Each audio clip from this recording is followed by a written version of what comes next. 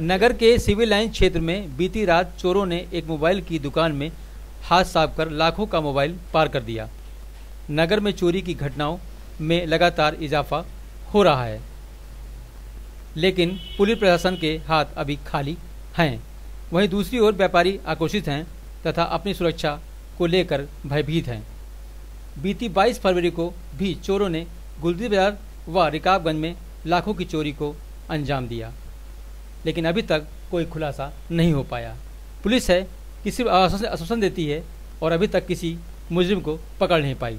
व्यापारी परेशान हैं कि उनकी सुरक्षा अब कैसे होगी।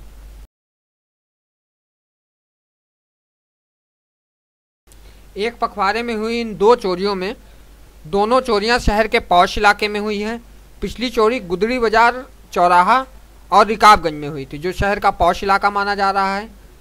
और इस बार चोरी पुष्पराज चौराहे के ठीक बगल में एक बैंक का एटीएम भी है। उसकी सुरक्षा पर भी प्रश्न चिन्ह लग रहे हैं, लेकिन पुलिस और प्रशासन के हाथ खाली हैं। उनके पास व्यापारियों को देने के लिए है तो केवल आश्वासन है कि चोर पकड़ लिए जाएंगे, आपकी सुरक्षा में कोई सेंध नहीं लग पाएगी।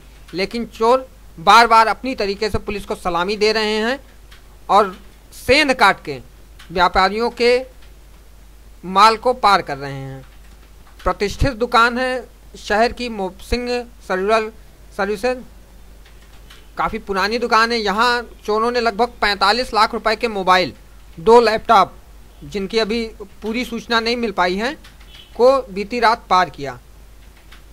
व्यापारी इन सब के बीच आक्रोश में हैं, आंदोलन की धमकी दे रहे हैं, लेकिन क्या उससे इन चोरों को पकड़ने में सफलता मिलेगी या घटना की लय और दशा बदल जाएगी, ये देखने का विषय है।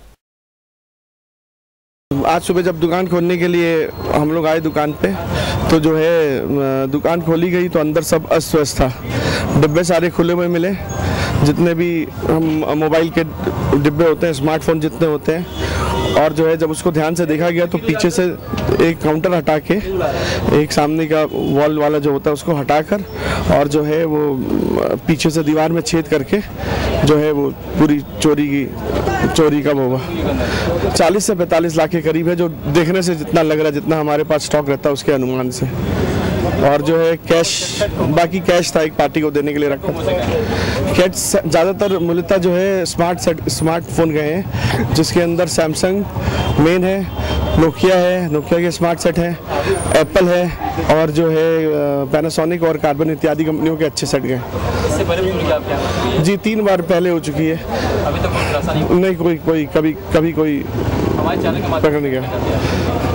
भैया इस चोरी का अंकुश लगाई, क्योंकि अब हिम्मत नहीं रह गई है हम लोग के अंदर।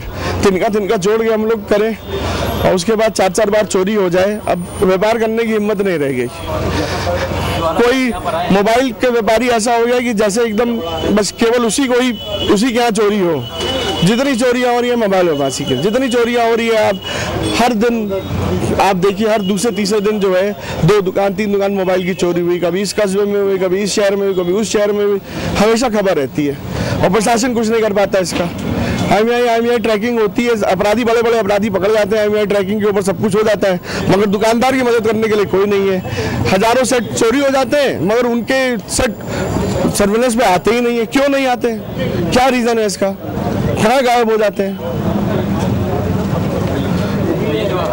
मतलब कोई प्रशासन का तो कोई सपोर्ट है ही नहीं इस मामले के अंदर। व्यापार मंडल ही हम लोग गंभीरता से ले रहे हैं, और ये चूंकि चौथी घटना है हमारे सिंह बंधु बॉबी भाई के साथ, और ये एक सामाजिक आदमी है, तन मन धन से हमेशा ये समाज के लिए और व्यापारियों के लिए हर तरह का सहयोग करते आए हैं। इसलिए आज इनके इस दुख की घड़ी में हम लोग इनके साथ हर तरीके से हैं, और जब तक इनको न्याय नहीं मिलता है, इनको पूरा इनके साथ इंसाफ नहीं होता है, हम हर तरह की लड़ाई लड़ेंगे। और पूरा व्यापार मंडल ही नहीं बल्कि सामाजिक लोग भी इनके साथ जुड़े हुए हैं। इसलिए प्रशासन अगर इसको गंभीरता से नहीं लेती है तो यकीन जान लीजिए कि ये एक बहुत लंबी लड़ाई हो सकती है, और ये हद हो गई है। हम व्यापारियों को हमेशा आश्वासन जो दिया जाता है, व्यापारी नेताओं को ये बताया जाता है कि हम इस पर किसी दुकान की अभी तक कोई मतलब कुछ हुआ नहीं है, और फिर आज ये घटना घटी, इसमें क्या कर सकते हैं? सिंह मोबाइल में मोबाइल फ़ोन की और कुछ लैपटॉप की चोरी बताए गए हैं। कितने मोबाइल फ़ोन गए हैं कितने लैपटॉप, उसके बारे में उनके द्वारा अभी गणना की जा रही है